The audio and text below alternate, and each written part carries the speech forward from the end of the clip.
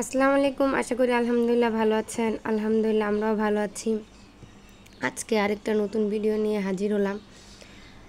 তাই আজকে ইফতারি বানিয়েছি, দেখেন কি আমি আমার শ্বশুর বাসায় গিয়েছিলাম, ওইখানে কোনো ভিডিও ওরকমভাবে করতে পারি নাই।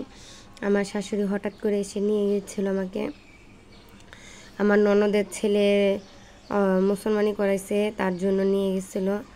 তাই আমি আজকেই আসছি, এসে আবার অনেক কাজ করেছি। ফ্রিজ অন্য ঘর দর গুছানো, এক জায়গায় গেলে কিন্তু ঘর দর এলোমেলো থাকে, যতই গুছিয়ে রাখি না কেন গুছায় গেল অগুছানো হয়ে থাকে। তাই আজকে এসে তাড়াতাড়ি করে ইফতারি কি ভাজলাম, আলু চপ, বেগুন, পেঁয়াজি বরাবরের মতন সবসময় তো এগুলো থাকেই, সাথে স্পেশালভাবে রোল আর ডিমের চপ বানিয়েছি।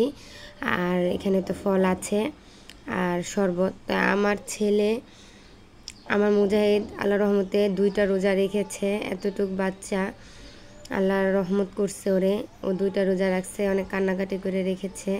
তো ওর প্লেটটা একটু সাজিয়ে দিলাম, আর আমাদের জন্য নিয়ে নিচ্ছি মুড়ি মাখানোর জন্য। ও আবার একটু সাজিয়ে গুছিয়ে দিলে ও অনেক পছন্দ করে, তাই মাঝে মাঝে আমি ওকে খাবার একটু সাজিয়ে গুছিয়ে দিই। যদি অনেক সময় এমনিই ভাত দিয়ে দিই, বা অন্য সময় একটু মনে খুশি রাখার জন্য একটু সাজিয়ে গুছিয়ে দিই, যেন একটু খুশি হয়। তাই এই যে আজান দিয়ে দিচ্ছে, তাই আমি আগে খেজুর দিয়ে ইফতারি খুলি, তারপরে যে মুড়ি মাখিয়ে ফেলবো, কেন ওরা মুড়িও খাবো, ফল টল সাথে খাবো, তার জন্যই।